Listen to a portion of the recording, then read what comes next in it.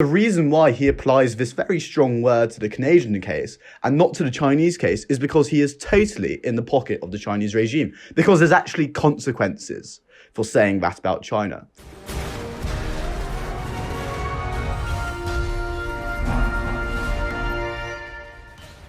Hello, welcome back to This Week in Canada. My name's Nico Johnson. I'm the political editor here at Post Millennial.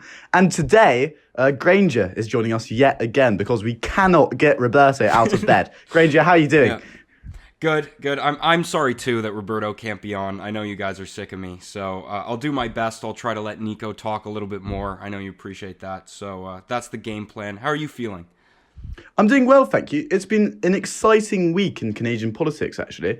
Sometimes we rely, obviously, quite a bit on the news, and sometimes we have weeks which are really quite difficult to talk about. But this week, in particular, seems pretty consequential, or at least funny. I think in the first segment, we're going to talk about Doug Ford being accused of sexism by Andrea Horwath. So let me set the scene. Essentially, it's in Queen's Park. They're doing question period.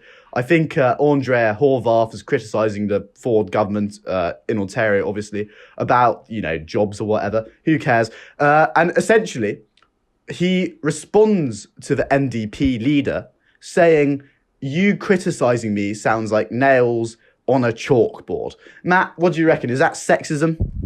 Well, so actually, I think there's a problem in calling it sexism, and that it sort of debases the term. And the level of anger that Doug Ford is getting for this sort of offhand comment is disproportionate for what he actually did. We can play the clip, actually. Is being twisted and it's being misinterpreted. When will the Premier actually start listening to the hospitals, to the doctors, to his own experts, and prevent this province from going into yet another third wave and lockdown? Premier to reply. Through you, Mr. Speaker, I've obviously listened to the Chief Medical Officer from day one. I've never wavered from that. I've listened to all the CEOs, and maybe if you talk to some of the CEOs of the hospitals, Leader of the Opposition, you might get some input.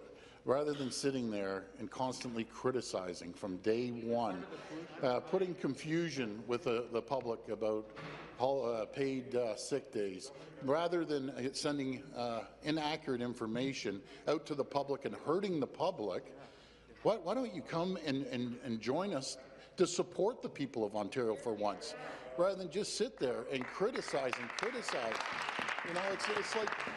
It's like listening to nails on a chalkboard, listening to you. I'm going to remind all members to make their comments through the chair, not directly across the floor. Next question, Leader of the Opposition.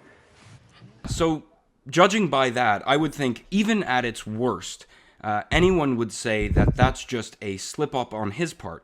Even if all these accusations are true, at the very worst, it's a unintentional sexist remark. And for a guy who's called people gorillas and yahoos a million times over, this isn't out of character for Doug Ford to just throw out an insult, and I doubt that he understands what it means. But I think he's caught up in something he doesn't deserve to be caught up in, and the way that they are reacting to this actually debases the term sexism, sort of like a crying wolf, and it's not good. But I don't even understand why it's sexist. Like, Matthew and I both have feminist sisters, and we hear a lot about sexism pretty much all the time. And, I can spot a sexist comment when it comes out. But it seems to me, like, what's sexist about this? Is because it has nails in it? Is that it? Like, rubbing so nails apparently I have been trying to figure out what the logic behind it is, and it's that nails on a chalkboard refers to higher pitch voices. And when you say you sound like nails on a chalkboard, you're implying that they're a naggy, high-pitched woman who is annoying you. I understand that, but that's never been the implication I've understood it to be for my entire life. Yeah. I mean, the way it seems to me, there is so much to criticise the Ford government about. Granger and I dare say, are both Conservatives, but they have clearly, they haven't been supporting small business.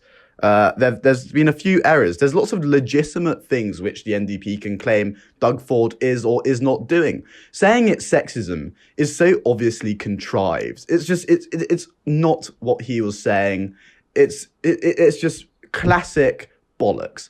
And I think you see people. Sorry, Matt, go on. Yeah, in very much the same way that I think even conservatives, when they saw, do you remember Trudeau Elbowgate?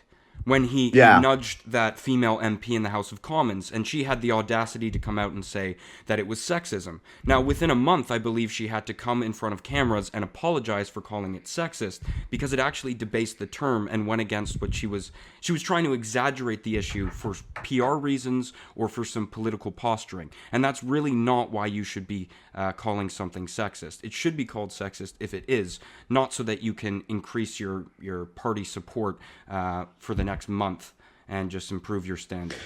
I totally agree. And the usual suspects have piped up. Stephen Del Duca, for instance, who is the leader of the Ontario Liberal Party, successor to Win, and also the weirdest looking man, not only in politics, but also Canada and probably the third world. Oh, sorry, the new world, not the third world. Although with the vaccine stuff, we'll see how it goes. But nevertheless, I think, let's have Stephen Del Duca's tweets.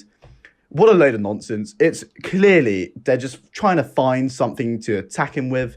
The guy isn't a sexist. He just uses normal language. He wasn't thinking that way. Boring. Let's move on.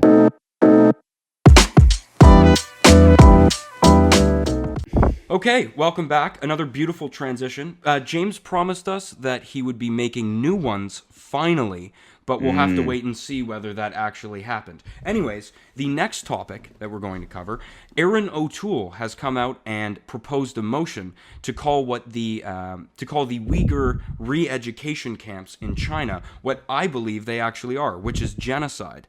And Trudeau, in sort of strange fashion, has gone against O'Toole, and he said that it's a more complicated issue. Now, Trudeau in the past has called residential schools genocide, and I would wholeheartedly agree with that assessment. You may disagree. But to call this treatment of Uyghur Muslims in China, which is a systematic attempt to re-educate them, often ostracize them from their communities, and in many cases sexually assault or castrate them, I don't know how you do not consider that genocide. What do you think, Nico? Yeah, I mean, I think you raise a few good points, particularly the comparison between residential schools and what is happening to the Uyghur population in China. Why is Justin Trudeau so willing to call what happened in Canada a genocide, and yet so unwilling? He basically said, genocide, it's a strong term. You can't just use it willy-nilly. We have to make sure it is in fact a genocide.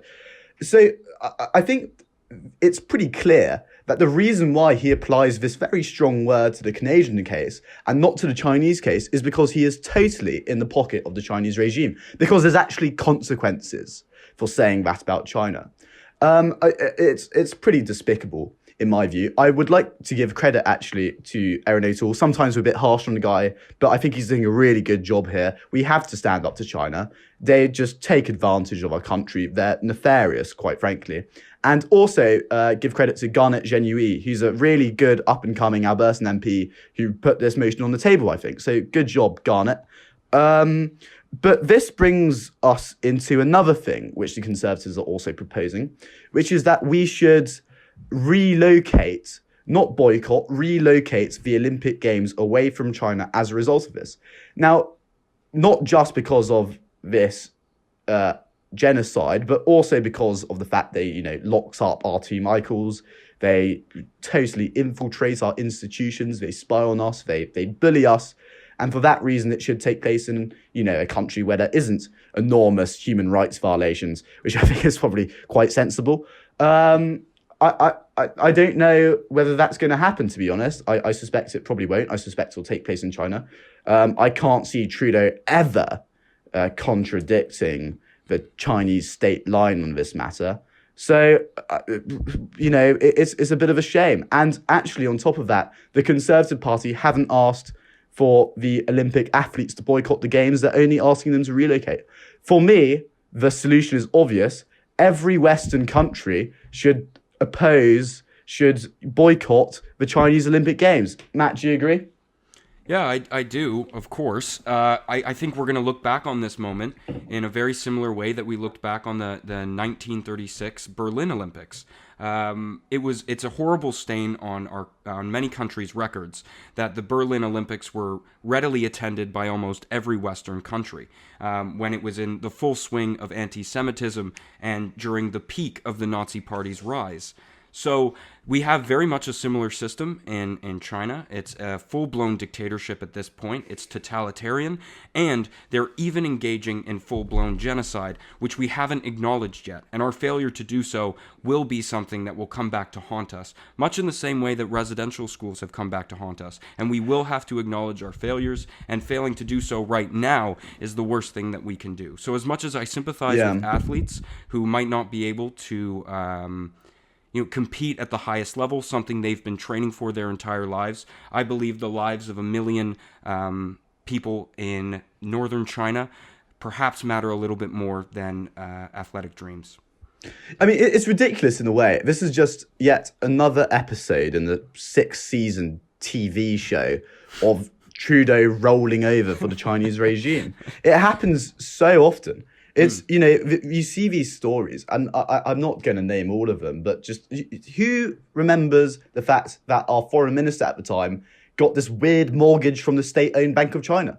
Who remembers that, the advisor to the foreign minister, the same guy, happened to be an expert on Chinese relations and someone who Huawei considered to be an ally? I mean, it goes on and on and on. And so it's no surprise, really, that Trudeau can't muster the courage to criticize this sordid regime. It's so typical, depressingly typical.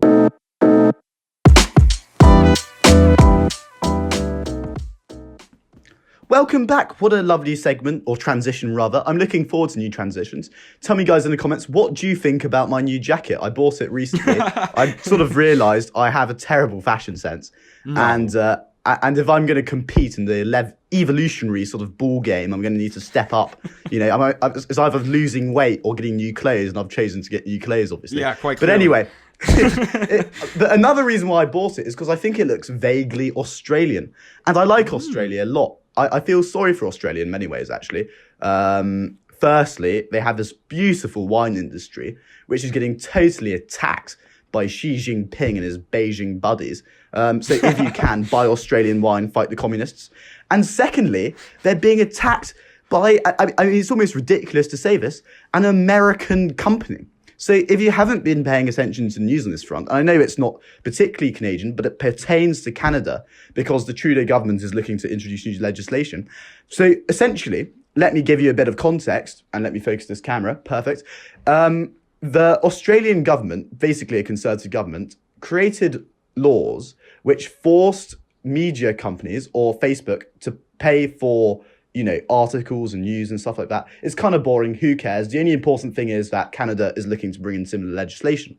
Now, Facebook's reaction to this, and they reacted sort of disproportionately, extremely harshly, because they're scared it's going to set a precedent. And what they did is they banned all news on Facebook in Australia. Now, I imagine Australia is fairly similar to the rest of the Western world in the sense that pretty much everyone gets their news on Facebook. So that means they can't see news, they can't share it, they can't send it, they can't read necessary information. It's awful. It's shocking. I think these massive social media companies are in desperate need of regulation, but they're pretty sleek. They, like me, they dress themselves up pretty well behind a nice facade. And every now and again, they show their sort of despicable face and their real intent. And I think this is really, really nasty. And hopefully the Australians stand strong and actually give Facebook a blow. What about you, Matt? What do you think? Well, there's actually two major companies implicated in this. It's Facebook and Google, and they've both taken pretty much the opposite sides of the spectrum for a reaction you could have. And Google's actually gone with the approach that I would back up, and I think is the right way to do it. Now, they might be accused of trying to stop the bleeding, stop the spread of this sort of legislation from going worldwide and really hurting their margins. But what Google has chosen to do is they've already started cutting deals with companies about how much they should be paid or a segment of their their ad revenue. And I think that's the proper approach. Facebook's tactic, on the other hand, is meant to inflict maximum damage as a way of de-incentivizing the Australian government from going through with it. It's vicious revenge, isn't it? It is, and it shows you them. how powerful they think they are and how powerful they might be, in which case we should double down on this sort of legislation and make sure something along those lines is proposed in Canada. But, I just think these companies are so colossal. It's only a matter of time before they do something dodgy. They're totally unaccountable. They've been allowed to prosper in their unaccountability. And I think, essentially, we either need to split them up or start to think about seriously regulating these companies. Because they shouldn't be allowed. Non-state actors, and in particular unelected non-state actors, should not be allowed to garner this much power. That is a whole country of 20 million people who now do not have necessary access to news and information. That's despicable. And Facebook even made the egregious error of preventing people from seeing medical information that was shared, news updates on medical information. And at a time like this, I don't know how you think that's a logical tactic to go through with. It's pretty horrendous, and it sort of shows them for what they truly are. They're showing their true colors a bit too much here, and I'm concerned by it. Google, I'm not too concerned about. They seem to be compliant and taking the right tactic, but it's up to you guys whether you think Google is just trying to stop the bleeding. Absolutely. Facebook is public enemy number one, and we should all band together. Delete Facebook. Actually, I mean, I'm not going to delete Facebook personally, but I hope everyone in Australia deletes Facebook. And if this happens in Canada, you better believe I'm going to, delete Facebook. Probably. We'll see. No promises. Right. Very Transition. hard line, Nico. Yeah. Right.